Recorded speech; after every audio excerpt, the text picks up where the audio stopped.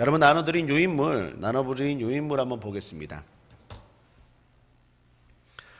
바울이 서다 벨릭스와 베스도가 숨다. 내용 살피기 부분 우리 한번 함께 읽겠습니다. 1번 벨릭스가 아내 두루실라와 함께 복음을 들으러 바울에게 왔습니다. 그들은 복음을 듣고 두려웠습니다. 그러나 바울에게 뇌물을 원했습니다.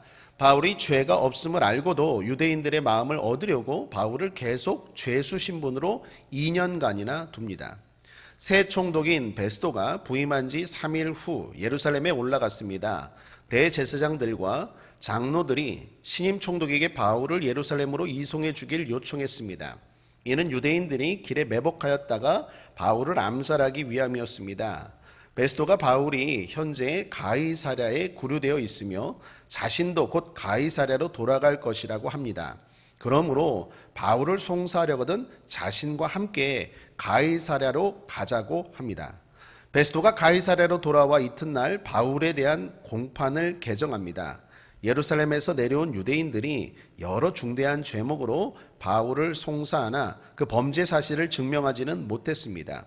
바울이 종교적으로나 정치적으로 자신의 무죄를 변론했습니다. 그런데 베스도가 유대인 지도층의 환심을 사고자 바울에게 예루살렘 종교법정에서 재판받을 것을 제안합니다. 그러나 바울은 현재 로마 법정에서 자신이 재판받고 있음을 주지시키며 자신이 죄를 지었다면 그렇게 하겠지만 무고한데 그렇게 할 이유가 없다면서 베스도의 제안을 거절합니다.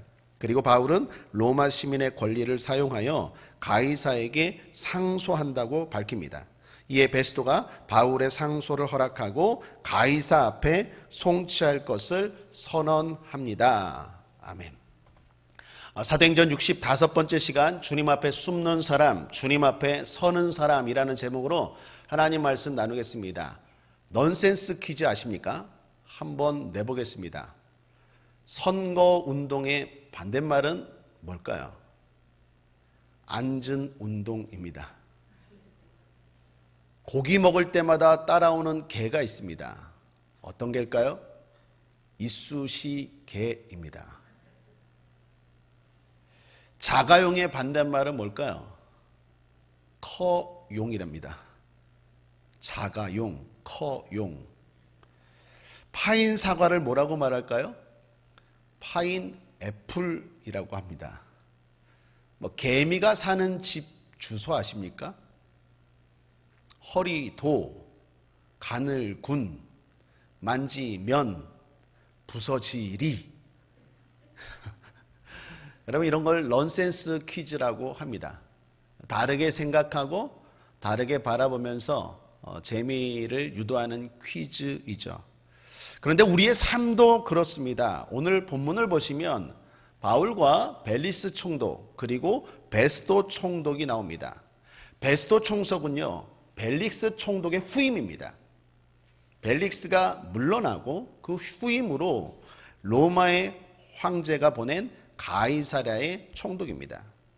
지금 장면은 잘 알다시피 바울이 죄수로서 신문받는 장면입니다. 그러나 다시 보십시오. 다시 생각해 보십시오. 넌센스입니다. 이거는 벨릭스와 베스도에게 주님이 구원의 기회를 주시는 장면이기도 합니다. 바울을 통해서 지금 복음을 듣게 하시고 구원받으라고 주시는 주님의 기회라는 것입니다. 그런데 그 기회를 두 총독은 놓쳐버립니다. 그리고 주님 앞에 숨어버립니다. 반대로 바울 같은 사람은 그 기회를 붙잡고 주님 앞에 서게 됩니다. 그러므로 사람은 크게 두 종류로 나눌 수 있습니다. 주님 앞에 숨는 사람, 주님 앞에 서는 사람. 사랑하는 여러분, 저와 여러분은 주님 앞에 서는 사람 되기를 바랍니다. 그런 의미에서 오늘 말씀은 벨릭스 베스도 총독과 바울을 비교해서 살펴보겠습니다. 먼저 주님 앞에 숨는 사람입니다.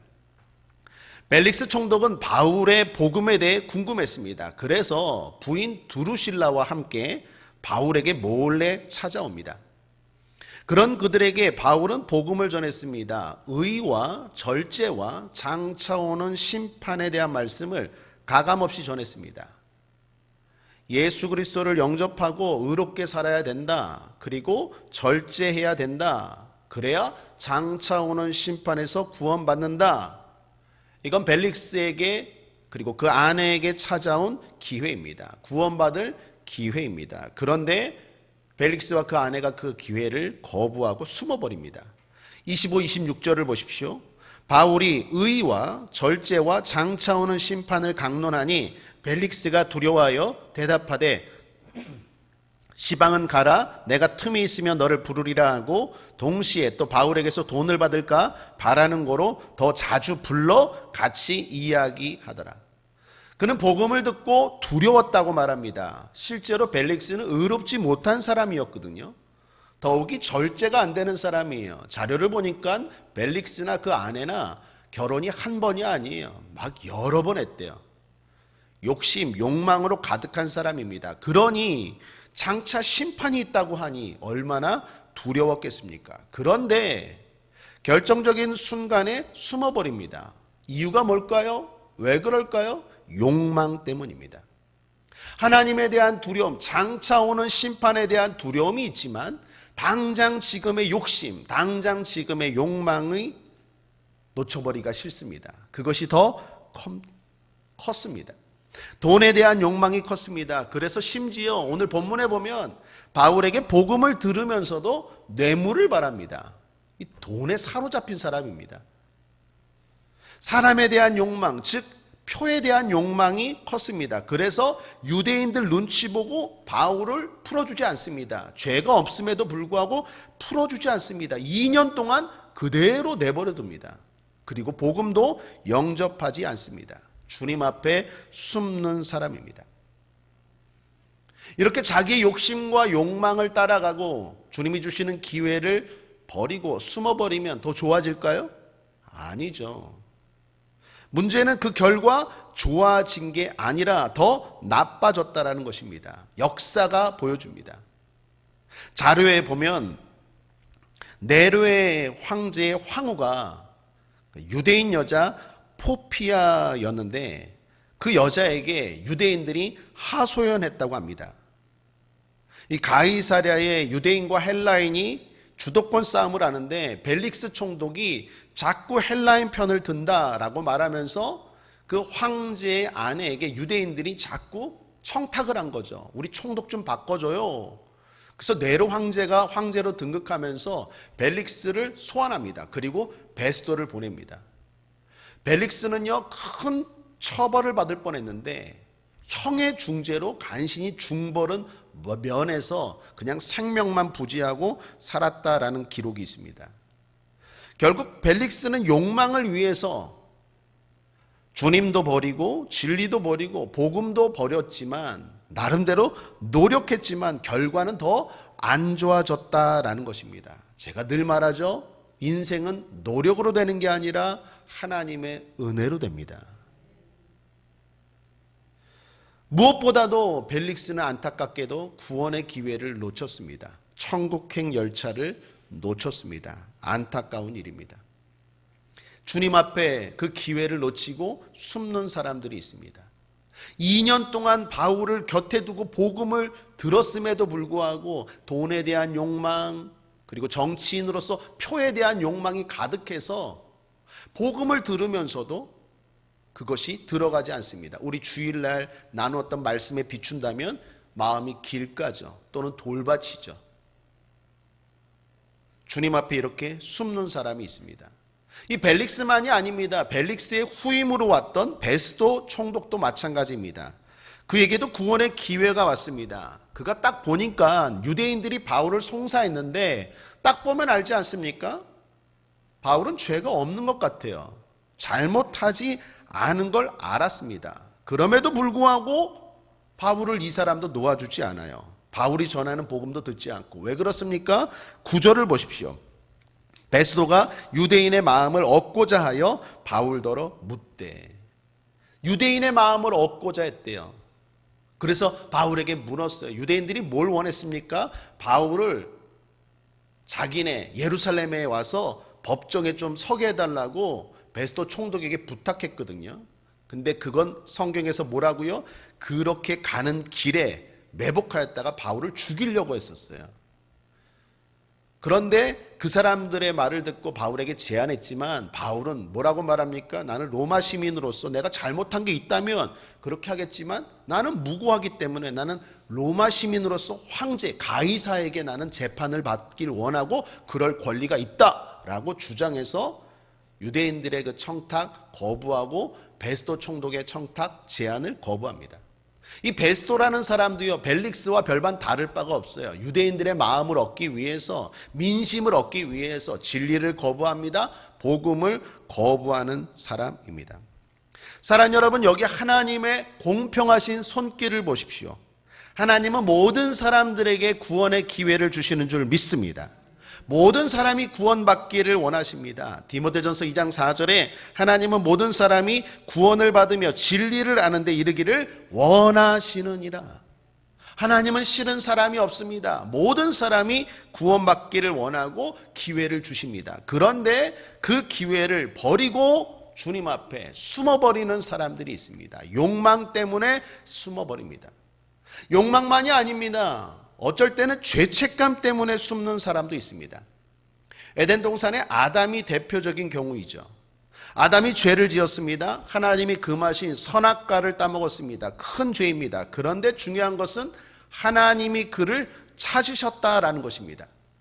성경 창세기에 보면 아담아 아담아 하고 하나님이 부르십니다. 대단히 재미있는 장면인데 에덴 동산이 뭐 큽니까? 설령 크다고 할지라도 하나님이 모르겠습니까? 아담이 어디에 숨었는지. 그런데 하나님이 아담을 부르신다는 것은 무슨 말입니까? 주님 앞에 서라는 거예요. 잘못했지만 회개할 기회를 주는 거예요. 다시 주시는 구원의 기회를 놓치지 말라는 거예요. 그래서 아담아 아담아 부르시는 거예요. 그때 제가 잘못했습니다 하고 서면 됐는데 아담은 계속 숨습니다. 죄책감 때문에 숨었습니다. 두려움 때문에 계속 숨습니다. 결국 어떻게 해요? 에덴 동산에서 쫓겨나게 됩니다.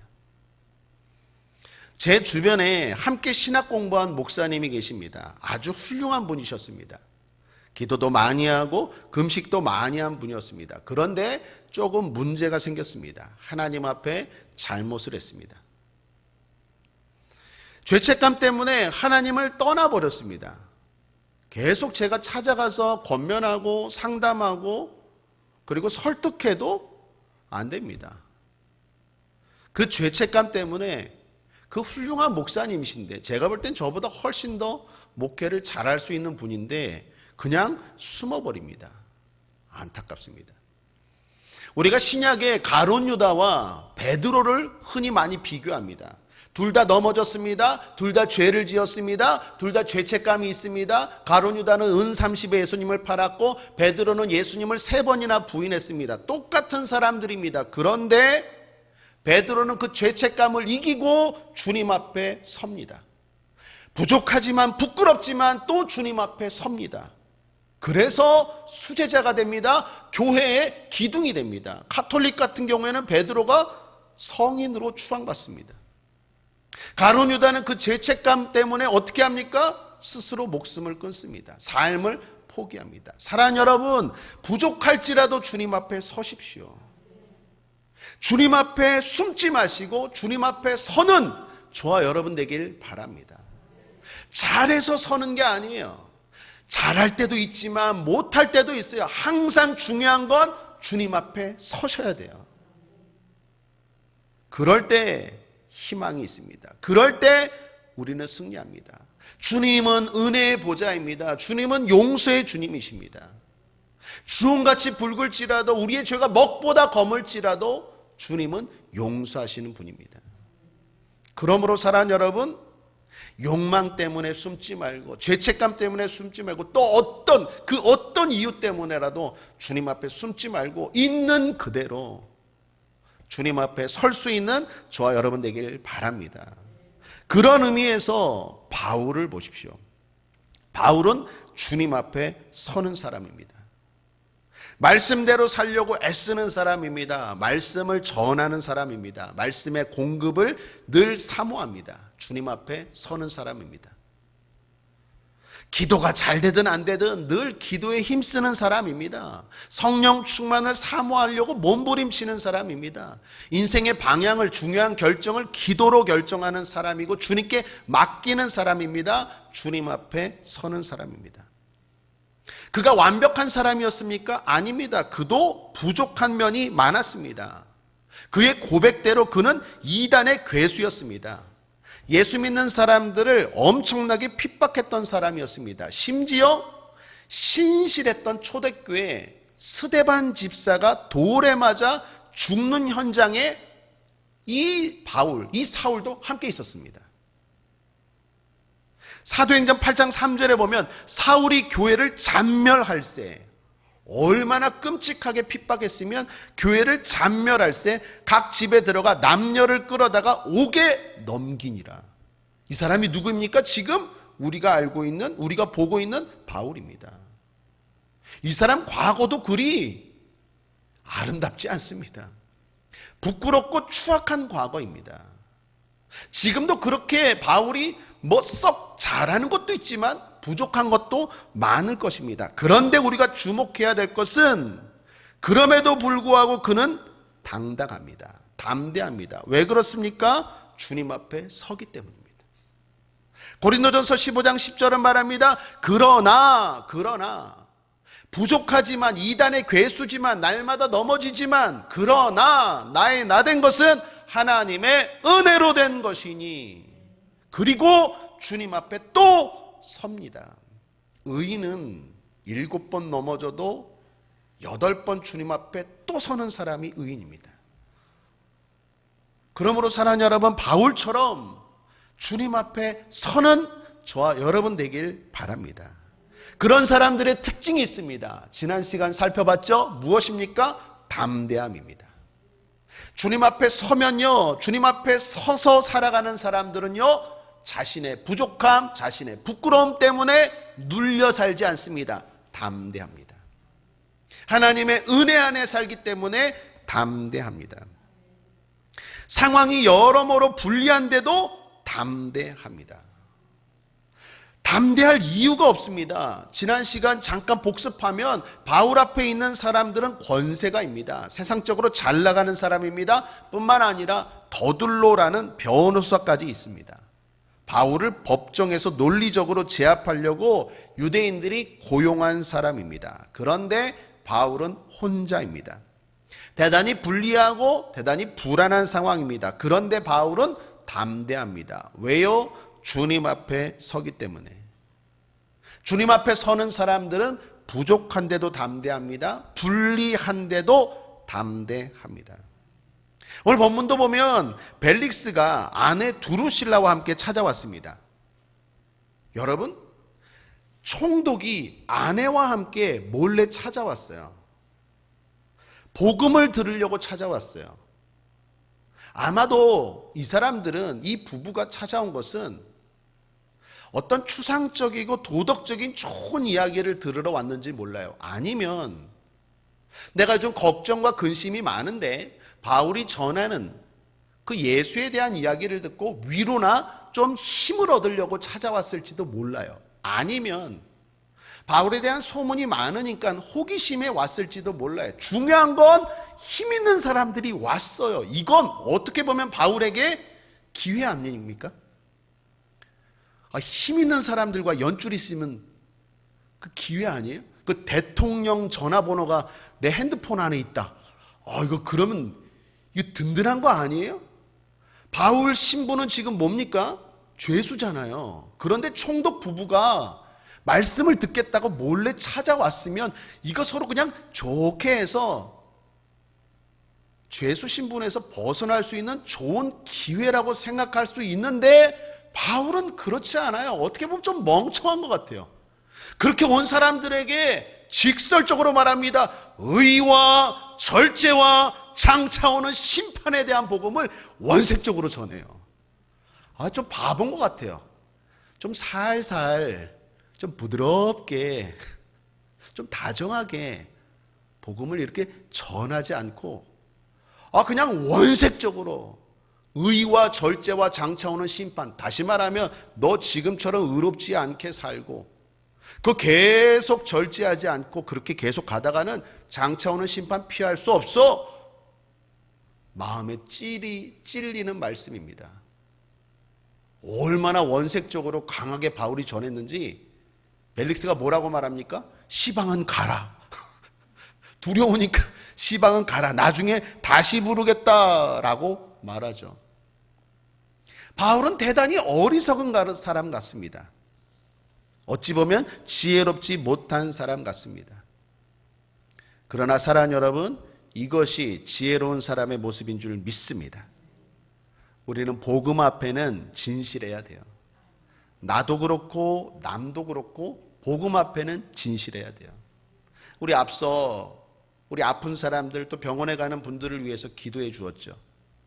의사 선생님이 그 사람의 마음이 상처받을까 봐 실제로는 암이 자라고 있는데 마음에 상처받을까 봐 암 아니에요. 괜찮아요. 그럼 좋은 의사입니까? 아니죠. 생명과 관련된 일이기 때문에 힘든 이야기지만 얼마 안 남았다면 얼마 안 남았습니다. 이거 먹어야 됩니다. 이거 끊어야 됩니다. 이거 하셔야 됩니다. 그렇게 말하는 의사가 좋은 의사 아니겠어요? 복음도 마찬가지입니다. 육신의 생명이 아니라 영생을 주관하는 건데 진실해야 되고 그 복음 앞에 우리는 담대하게 전해야 될 줄 믿습니다. 그래야 나도 살고 남도 살릴 줄 믿습니다. 바울은 하나님을 두려워합니다. 그래서 세상 앞에서는 담대합니다. 주님 앞에 서는 사람들의 특징입니다. 담대함. 그리고 오늘 또 하나 살펴볼 것은 성실함입니다. 바울을 보시면 지금 자유롭지 못한 상황입니다. 거의 죄수 신분입니다. 이렇게 2년이나 지나갔습니다. 죄도 없는데 억울하게 2년을 보냈습니다. 바울 입장에서는 해야 할 일이 많은데 답답할 수 있는 상황입니다. 더욱이 총독까지 바뀌었어요. 벨릭스에서 베스도로. 벨릭스는 로마로 소환되고 베스도가 후임으로 가이사랴 총독으로 왔습니다. 그런데 베스도가 바울에 대해 잘 몰라요. 그동안 2년이 흘렀는데 아무런 재판의 진전이 없어요. 베스도가 다시 왔습니다. 또다시 설명해야 돼요.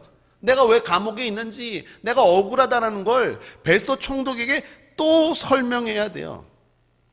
재판받아야 돼요. 얼마나 힘들고 답답하겠습니까? 여러분, 재판이 길어지면 이게 사람 정말로 피말리게 하는 거 아닙니까? 진 빠지게 하는 거 아닙니까? 정말 바울 입장에서는 답답할 노릇이에요.